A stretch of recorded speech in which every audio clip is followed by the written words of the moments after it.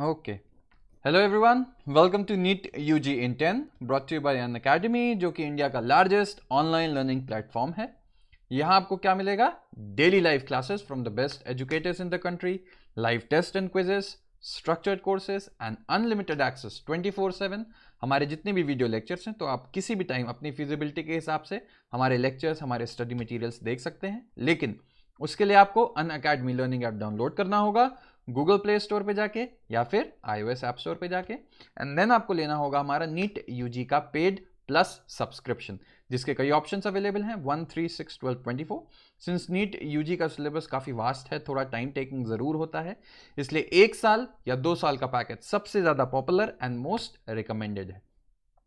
और आप देखेंगे कि 1 साल का जो पैकेज 30,000 का है, उसमें सिर्फ और सिर्फ 6,000 और ऐड करके आप पा सकते हैं पूरे 2 साल का पैकेज, जो कि जो बच्चे अपनी प्रिपरेशन स्टार्ट कर रहे हैं उनके लिए बहुत ही ज़्यादा एडवांटेजियस एंड हम स्ट्रिक्टली रिकमेंड करते हैं ये पैकेज। और आप अगर मेरा रेफरल कोड LOVE10 अपनी स्क्रीन पे नीचे रेड में आप देख सकते हैं, ये यूज़ करोगे तो आपको मिलेगा एक्स्ट्रा 10% का ऑफ, जो भी हमारी बेस प्राइस है। मेरा नाम लव किशोर श्रीवास्तव है, मैगिल यूनिवर्सिटी कनाडा में एज अ रिसर्चर मैं इस समय काम कर रहा हूं। और अब हम बात करेंगे एम्ब्रियोजेनेसिस की। ठीक है, तो एम्ब्रियोजेनेसिस कब हुई? लास्ट टाइम हमने देखा, क्या देखा? एक मेल गैमीट आया, एक फीमेल गैमीट आया, बन गया जाइगोट, 2n जाइगोट। ठीक, अब इससे पूरा का पूरा एक नया ऑर्गेनिज्म जो बनेगा, ठीक, एक न्यू ऑर्गेनिज्म बनेगा, यही तो होता है। ठीक है, जो बेबी होगा, इस प्रोसेस में आता है पूरा एम्ब्रियोजेनेसिस। ठीक है ना? तो अब हम देख लेते हैं, एम्ब्रियोजेनेसिस भी बहुत सारे जितने भी ऑर्गेनिजम्स है उसमें थोड़ा थोड़ा अलग होता है, लेकिन बेसिक अगर आप देखें, ठीक है, बेसिक जो स्टेप्स फॉलो होते हैं वो मोर और लेस सेम होते हैं। ठीक है, चलिए हम डिस्कस करेंगे डिटेल में वो भी आगे। पहले देख लेते हैं बेसिक क्या हुआ। Embryogenesis refers to the process of development of embryo from the zygote. ठीक है, तो ये पार्ट तो मैंने आपको बता ही दिया कि एम्ब्रियो का बनना जाइगोट से इज नोन एज एम्ब्रियोजेनेसिस, नाम से ही समझ में आ रहा है। अच्छा, during embryogenesis zygote undergo cell division and cell differentiation. क्या मतलब हुआ? आपने ये देखा जाइगोट है, ठीक है, जाइगोट तो सिंगल सेल है, लेकिन इससे जो भी ऑर्गेनिज्म बनता है, चाहे हम बने चाहे प्लांट बना, कोई भी बना, उसमें सिर्फ एक सेल तो होती नहीं। तो इसका नेक्स्ट स्टेप क्या होगा? ये ढेर सारे सेल डिवाइड करेंगी, तभी तो पूरा एक ऑर्गेनिज्म बनेगा ना। लेकिन अब आपने देखा कि इसमें सारी सेल्स जो हैं वो एक ही तरीके की हैं, तो क्या होगा? इसमें से कुछ सेल्स जो हैं वो स्पेशलाइज कर जाएंगी अब अलग अलग कामों के लिए। ठीक है, तो ये सेल्स का स्पेशलाइज करना स्पेसिफिक काम के लिए, ये जो है, ये मान लीजिए एक्टोडर्म की सेल हमारी बात करें तो एक्टोडर्म बनाने लगेगा, ये मेसोडर्म की चीज़ है, ये एंडोडर्म। तो इसी प्रोसेस को बोलते हैं डिफरेंशिएशन। स्पेशलाइजेशन ऑफ सेल्स जो होती हैं उसको डिफरेंशिएशन बोलेंगे। तो डिफरेंशिएशन भी तो होना ही है ना, नहीं तो इसको कैसे पता चलेगा कि इसको हार्ट बनाना है, आईज बनानी है, ब्रेन बनाना है, क्या बनाना है। ठीक है, चलो।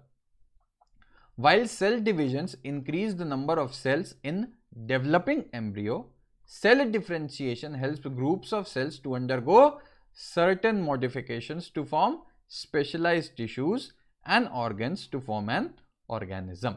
ठीक है, तो ये दोनों चीजें आपको बता दिया मैंने कि क्या होगा, नंबर ऑफ सेल्स तो बढ़नी ही बढ़नी है, नहीं तो एक सेल से कैसे बनेगा ऑर्गेनिज्म। ठीक है, और दूसरा सेल डिफरेंशिएशन क्या होगा? स्पेशलाइज टिश्यू ऑर्गन जो बननी है उसके लिए सेल्स ही तो स्पेशलाइज होंगी, तभी तो वो डिवाइड करते करते फाइनली एक ऑर्गन बनाएंगी, फिर एक टिश्यू बनाएंगी, फिर एक ऑर्गन बनाएंगी, है ना। तो ये सब तो बेसिक चीजें हैं जो हमको समझ में आ रही है। चलो अब और देखते हैं कि एनिमल्स जो हैं generally categorised into oviparous and viviparous. अब ये ओविपेरस और विविपेरस क्या चीज हो गई? तो सिंपल शब्दों में ध्यान देना कि ओविपेरस होता है कि जो भी ये एम्ब्रियोजेनेसिस, जो भी डेवलपमेंट है, ये आउटसाइड द बॉडी हो, outside the body. Viviparous inside the body हो। ठीक है, अब एक इमेजिन करो, मुर्गी का चूजा निकलता है, ठीक है, वो किस में होता है? एक एग में होता है जो बॉडी के बाहर होता है। एग बॉडी के अंदर से एक बार बाहर आ गए तो बाहर ही तो डेवलपमेंट होता है ना, जिसको मुर्गी इंक्यूबेट करती है और फिर जो भी छोटा सा चूजा होना है वो हैच करता है। ठीक है, लेकिन विविपेरस जैसे हम लोग हैं, ह्यूमन बींग्स, तो इसमें आपने देखा होगा कि कोई भी लेडी प्रेग्नेंट है तो उसके वूम्ब में, उसके यूट्रस में पूरा का पूरा डेवलपमेंट होता है ना बॉडी के अंदर। ठीक है। तो ओविपेरस आउटसाइड, विविपेरस इनसाइड। तो देखिए based on whether the development of the zygote takes place outside of the body और इनसाइड, ठीक है। अब देखो वेदर तो क्या होगा, दे ले मतलब बॉडी के बाहर फर्टिलाइज या अनफर्टिलाइज एग्स या फिर यंग वंस, ठीक है। जब अंदर हो रहा है जनरली कॉमन तो क्या होगा, अंदर जो अगर डेवलप हो रहा है तो जो भी वहां से निकलेगा बॉडी से ऑर्गेनिज्म के निकलेगा वो यंग वन ही तो होगा, है ना, सिंपल सी चीज है। अच्छा, in oviparous animals like reptiles and birds, चिड़िया अंडे देती हैं, रेप्टाइल्स भी अंडे देते हैं, सांप का अंडा आपने सुना होगा, क्रोकोडाइल का अंडा सुना होगा। तो the fertilised eggs covered by hard calcareous shell, मुर्गी का अंडा याद रखो, बाकी सब समझ में आ जाएगा। बाहर एक शेल होती है व्हाइट व्हाइट कलर की, सबने देखी होगी।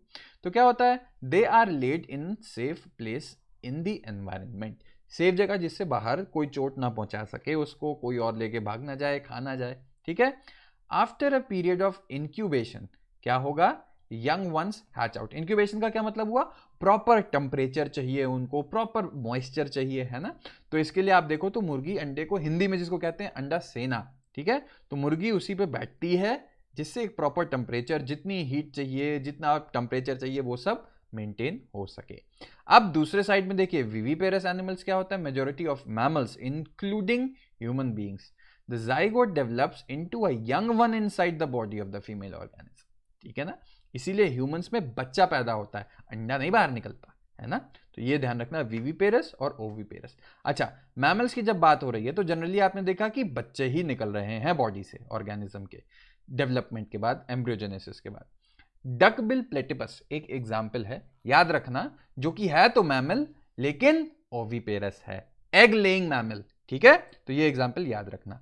After attaining a certain stage of growth the young ones are delivered out of the body, ठीक है। इसको बोलते हैं पार्चुरेशन, ठीक है, पार्चुरेशन। तो ये टर्म आपको दिखे तो समझ जाना कि बेबी को डिलीवर जो करना होता है, ठीक है। अब बात आती है because of proper embryonic care and protection the chances of survival of young ones is greater in viviparous organisms, है ना। अब एक अंडा आप इमेजिन कर लो, ह्यूमन बीइंग्स इन्वॉल्व हैं, ठीक है, और बॉडी के अंदर हो रही है, ठीक है। तो बॉडी के अंदर होम्योस्टैसिस होती है या होम्योस्टैसिस नहीं भी है तो बहुत सारी चीजें, बॉडी का जो भी मैकेनिज्म है वो कंट्रोल में रखता है हर चीज को। लेकिन बाहर जो है तो वो तो आप गेस ही कर सकते हैं कि ओके प्रॉपर टेम्परेचर मिल रहा होगा, ठीक है, तो हो सकता है। इसीलिए सिंपल शब्दों में अगर देखा जाए तो विविपेरस ऑर्गेनिज्म के ज्यादा चांसेस होते हैं हेल्दी और प्रोटेक्टेड रहने के, ठीक है। अच्छा, फ्लावरिंग प्लांट्स की बात करें, ये तो हमने एनिमल्स और इन सब की बात करी। The zygote is formed inside the ovule, जो ओवरी में मिलता था, ठीक है। क्या होगा, जैसे फर्टिलाइजेशन हुआ, पॉलन ग्रेन आया, ओव्यूल से फर्टिलाइज हुआ, जो सेपल पेटल स्टैमेंस, क्या हो गया, सेपल पेटल्स आपको पता है, स्टैमेंस जो मेल पार्ट था सब गिर जाएगा, फीमेल पार्ट जो है वो रुका रहेगा, पिस्टल एंड प्लांट से जुड़ा रहेगा, सीधी सी बात। अब जाइगोट इसी के अंदर डेवलप करेगा, एम्ब्रियो बनेगा and ovules finally develop into seed, ठीक है, और उसी सीड के अंदर आपको एम्ब्रियो मिलेगा। तो देखो, the ovary develops into the fruit which develops a thick wall called pericarp, ये मैं आपको ऑलरेडी पढ़ा चुका हूं। This is protective in function. तो जो भी थैलमस था, जो भी ओवरी थी आपकी, ये ओवरी है, इसके अंदर ओव्यूल्स हैं, तो ये ओवरी जो है ये फ्रूट बन जाएगी, ठीक है, और ये अंदर बन जाएगा सीड, ठीक है। चलो, अब क्या होगा, आफ्टर डिस्पर्सल सीड्स जर्मिनेट अंदर, डिस्पर्सल मतलब जब ये फट के बाहर आएंगे, सीड्स बाहर आएंगे जब, ठीक है। सीड्स जर्मिनेट क्योंकि इसके अंदर एम्ब्रियो है, ये तो आपको पता ही है, इसके अंदर एम्ब्रियो है, ठीक है। अब जैसे ही अच्छी कंडीशंस आएंगी ये नए प्लांट्स बनाने लगेंगे। आप देखिए कुछ एग्जांपल्स यहाँ पे दिए हुए हैं कि कैसे सीड है और कैसे एक प्रोटेक्टिव पेरिकार्प होता है बाहर का, ठीक है ना। इधर भी है, P stands for protective pericarp, S यहाँ पे सीड है, ठीक है। तो ये थी ओवरऑल शॉर्ट में एम्ब्रियोजेनेसिस, हम डिटेल में भी आगे पढ़ेंगे। वीडियो पसंद आए तो लाइक करो, कमेंट करो, सब्सक्राइब करो। Love10 जो मेरा रेफरल कोड है, इसको आप यूज करेंगे, यूज करके अनअकैडमी पे जुड़ेंगे तो आपको मिलेगा एक्स्ट्रा 10% ऑफ जो भी हमारी बेस प्राइस थी। थैंक यू लेक्चर सुनने के लिए, मिलते हैं नेक्स्ट लेक्चर में, तब तक के लिए बाय।